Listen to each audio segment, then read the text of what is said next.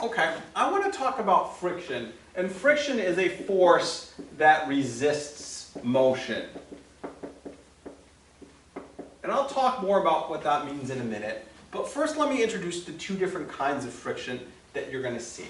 One of them is kinetic friction and one of them is static friction. So kinetic, K-I-N-E, means motion, just like kinetic energy is the energy of a moving object. Kinetic friction is the friction of a moving object. Static friction is the friction of an object that is not moving. And just imagine looking at your TV and the static that's hissing all over the place if you're not tuned to a channel. There's, not a whole lot of movement on there, not like people on real TV shows moving around all the time. There's not a lot of change when something is static. It's staying still. If you try this, and I encourage you to try it at home, is push on an object, especially like a heavy desk or something, and figure out, does it take more force to get it started or to just keep it moving at a constant speed? And if you try that out, pause now and then come back. Okay, hopefully you tried that. You should have found that static friction is greater than kinetic friction, meaning it takes more force to start an object moving than it does to keep it moving at a constant speed. There is an equation that we can use for friction, and this is called the fun equation. Force of friction equals a coefficient here times your normal force. So this is a coefficient of friction, and it goes by the Greek letter mu. Now, if you look on the reference table, you'll see a whole bunch of coefficients of friction on the first page. And what we find is the coefficient depends on materials. Now, you can't always find friction with this. You need to know what the materials are. There's other ways to find frictional forces.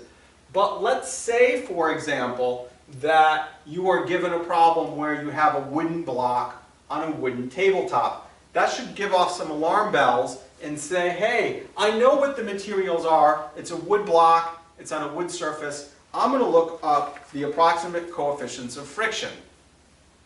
If you look up, you can hear other clues like rubber on dry asphalt or rubber on wet asphalt. Those are materials. And the coefficient depends only on the two materials. It doesn't depend on speed. It doesn't depend on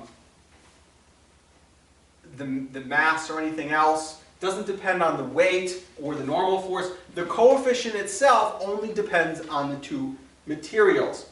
And of course, one other thing, is it moving or not moving? So we see different coefficients of friction. If you look up wood and wood block on a wood surface, for kinetic, you will find that it is 0.3, and for static, it's 0.42. So it's bigger for static than it is for kinetic. That's a good sign. It means that there's a greater frictional force. The coefficient, you can see different coefficients for different materials as well. And you'll notice that this doesn't have any units to it. It is a unitless quantity. I'm going to pause for just a second and come back. Okay. Oh, thank you. Okay. So we can look up these unitless quantities if we know the materials, but we don't always know the materials, so you can't always use the fun equation. If you can, though, let's say you know that coefficient, you probably want to know something about the normal force. So if you know a box is 20 newtons, you know the weight is 20 newtons, so therefore the normal force should also be 20 newtons if it's on a flat surface like this. Let's say the box is instead a 2 kilogram box. We don't know the normal force. We know that the weight, F sub g, is mg though. So 2 kilograms times 9.8 meters per second squared, 19.6 newtons. So therefore, the normal force should also be 19.6 newtons, assuming it's on a flat surface. So if you get the normal force and you get the material, you can get the force of friction. Sometimes you can work backwards and find the coefficient of friction based on the frictional force and the normal force. But there are other ways to get these as well. So imagine this. An object is moving at a constant speed.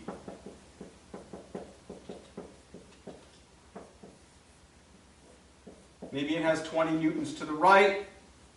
What's the frictional force? Constant speed tells you it's balanced, right? So the frictional force also 20 newtons. And because it's kinetic friction, it resists motion. It's always opposite direction as the velocity.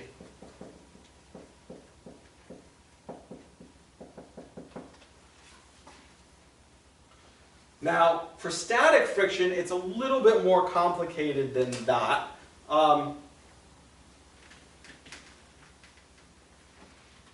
For static friction, let's say you push on it with 20 newtons, right? And it's not moving.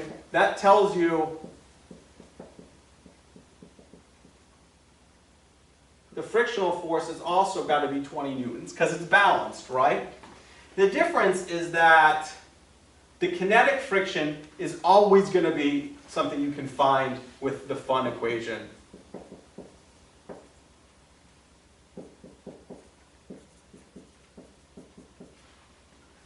For static, if you use the fun equation, it really gives you an upper limit. So let's say we take a box, right? And that box is not moving, so the coefficient is 0.42 as we found before. And let's say that box has a mass, a weight of 20 newtons. I keep using 20, I shouldn't do that probably. But let's say the weight is 20 newtons, which means the normal force is 20 newtons. So you can figure out 0.42 times 20 equals 8.4 newtons is the maximum static force. The maximum static force.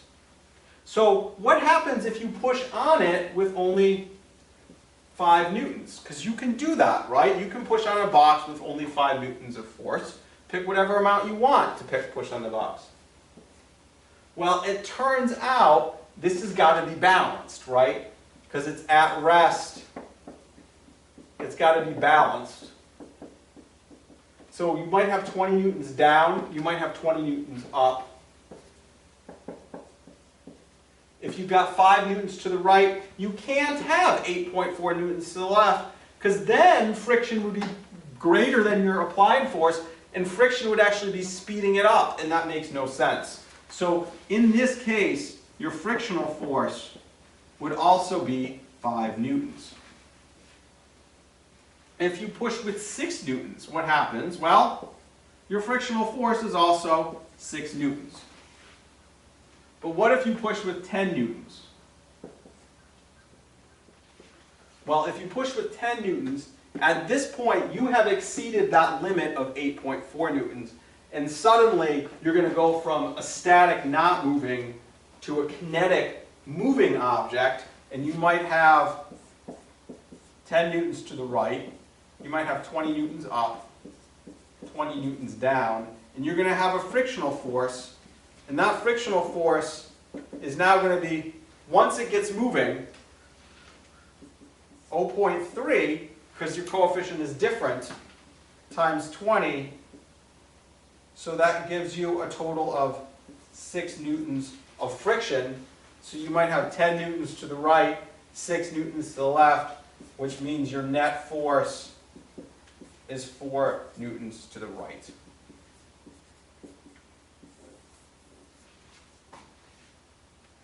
So you can have occasions where if you use 7 newtons, for example, that would be enough to keep it moving here and accelerate it, but not enough to get it started here.